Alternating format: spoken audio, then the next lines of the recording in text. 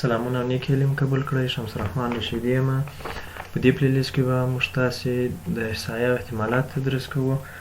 که څه هم احصایه او احتمالات چې دي د دوه جلا جلا مضامین دي، احصایه جلا، احتمالات جلا. موږ تاسې به کوشش وکړو په د یوه پلیلیست کې دواړه تشریح کړو. په لومړي سر کې به په احصایه باندې بحث کوو، د احصایې او مربوطه څیزونه به وایو، وروسته احتمالات باندې.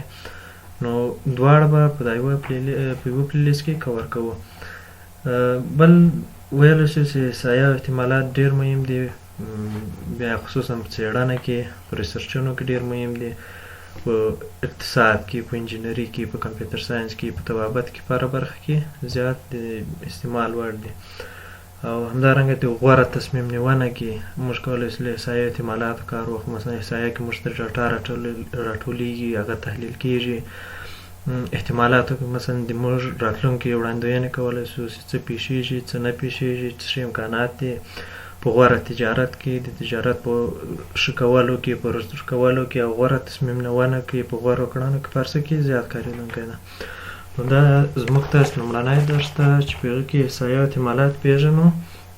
زموږ ارتباطي لار چې دی رشیدي ټیچ په نامه یوټیوب چینل ده، رشیدي ټیچ فیسبوک پاڼه، واتساپ، تلګرام او موبایل نمبر داسې تاسې ته ښکاري. موږ په دې ویډیو کې تعریف په پیژندګلوي کوو، احصایي ډولونه بیانوو، احصایوي تګلارې یا روشونه بیانوو، همدارنګه ډاټا راټولولو لارې چارې بیانوو. لکه تاسو چې وینئ احصایه یا سټاتسټیک چې ده دا له لاتین سټاتسټس یا ایټالوي سټاتسټیکا څخه اخیستل سوی ده، چې دا عبارت له هغه انپوټ منونکي ماشین څخه ده چې په احصایوي بخشونو او اجزاو د راسته راوړلو، منظم کولو، تحلیل کولو، ترتیب کولو، تجزیه کولو کړنلارې کې صورت نیسي.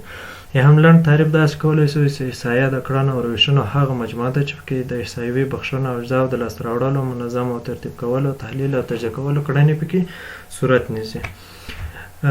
بل احصایوي ډولونه یا احصایي ډولونه دي. البته احصایه چې ده هر علوم په خپل بخش کې جلا جلا د احصایي ډولونه لري. مثلا بعضې فکټورونه تغیر کوي. اقتصادي احصایه ده، زراعتي احصایه ده، صنعتي احصایه ده، تجارتي، ریاضیکي، د کمپیوټر ساینس لپاره مخصوص، انجینري لپاره، د طب لپاره. هر بخش چې ده دلته خپل ځانګړي فکټورونه لري، خپل ځانګړي خصوصیات لري. اقتصاد کې مثلا د اقتصاد د رشد لپاره کار کول کیږي. همدارنګه زراعت، صنعت، تجارت دا ټول د رشد او زراعت او د اقتصاد د توانمندۍ لپاره کار کیږي. ریاضیکي احصایه هم موږ تاسې تقریبا پېژنو. همداشان کمپیوټر ساینس کې ډېر کار وړ ده، انجینري کې، طب کې، خصوصا دا اوس وخت کې چې موږ تاسې وینو په احصایه باندې موږ ډاټاوې راټولیږي، تحلیل کیږي، په احتمالاتو باندې دې وړاندوین کیږي. مثلا دا اوس وخت کې موږ تاسې په کرونا وبا دومه څپه په افغانستان کې د هغه مخته نوي څپې څخه کوم احصایوي معلومات موږ ترلاسه کړي دي، تحلیل کړي دي. مثلا دوی وایي چې دومه څپه به څه رقم وي، په څه ډول به وي، څونه انتشارات به ولري، څونه افیکټونه به زیات وي، کم به وي. مثلا د واکسین جوړونو په برخه کې دا واکسین چې جوړ شو، مثلا دا واکسین اوس تطبیق کیږي، دا به بیا هر څه فکټورونه لري. طب له نظره به دا څېړل کېږي، مثلا څونه افیکټ یې درلود، څونه تاثیر یې وکړو د آینده لپاره، یعنې احتمالات دي، څونه موږ کولی شو چې آینده لپاره کار وکړو، سنجشونه وکړو. همداشان احصایوي تګلارې یا احصایوي روشونه دي چې وروسته باید یو مکمل تشریح شي. اول توصیفي تګلارې دي چې یو شی په توصیف یا صفت کولو سره بیانېږي. استنباط یو شی له بل څه څخه اخیستل کېږي.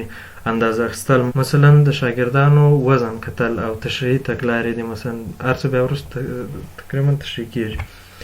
بل د ډاټا راټولولو تګلارې دي، یعنې په کوم طریقو موږ کولی شو ډاټاوې راټولې کړو. څلور عمومي لارې څلور لرو. اول ډاټا راټولول د لیکلي یا شفاهي پوښتنو له لارې. مثلا موږ تاسې وایو چې پوښتنپاڼې، په هغو کې پوښتنپاڼې موږ تاسې لیدلي دي چې سروې په رقم باندې پوښتنپاڼې ویشل کېږي، هغه ډکېږي. یا مثلا دا کولی شو هم لیکلي ډول هم په شفاهي ډول.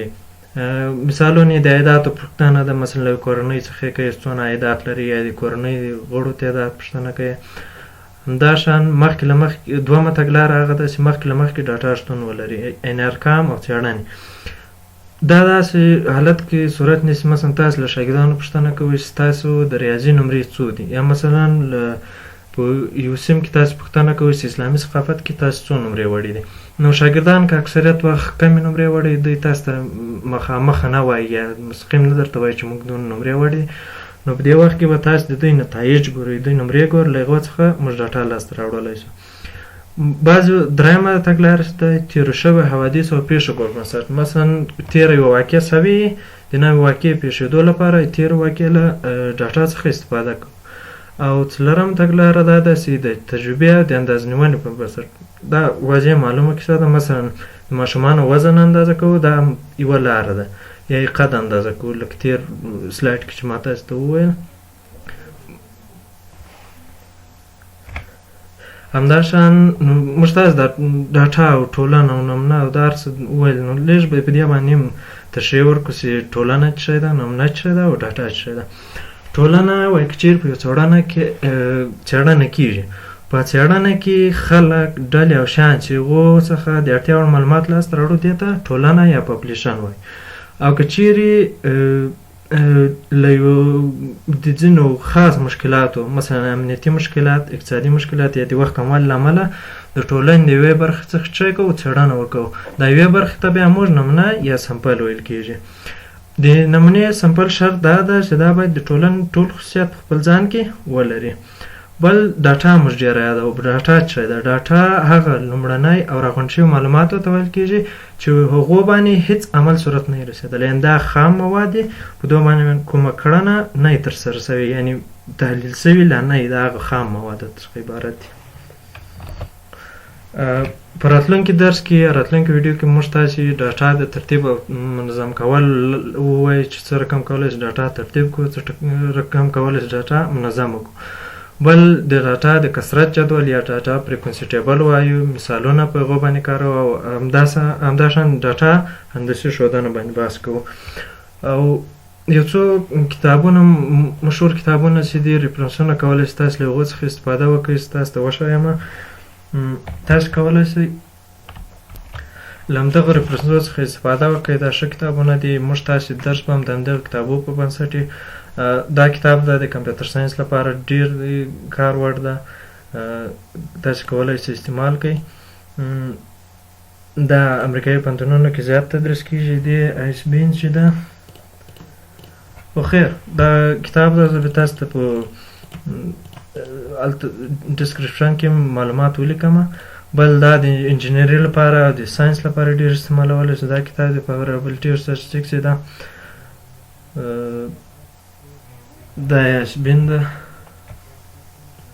کولی شئ تاسې ترلاسه کړئ. همداشان دا کتاب هم ډېر مشهور ده، کولی شئ تاسې مطالعه کړئ. انجینري لپاره، ساینس لپاره، کمپیوټر ساینس لپاره ډېر څېړنه کار شوی ده، ډېر مشهور کتاب ده، نو کولی شئ استفاده ځینې وکړئ. نو ستاسو له توجه څخه یوه نړۍ مننه. کولی شئ چې زموږ سره په دې ارتباطي لارو باندې اړیکې ونیسئ. خوشحاله کېږم چې ویډیو لایک، کمنټ پرې پرېږدئ، خپل سوالونه، نظریات او پیشنهادونه راته په کمنټ کې ولیکئ، او زموږ چینل سبسکرایب او له ملګرو سره شیر کړئ. مننه.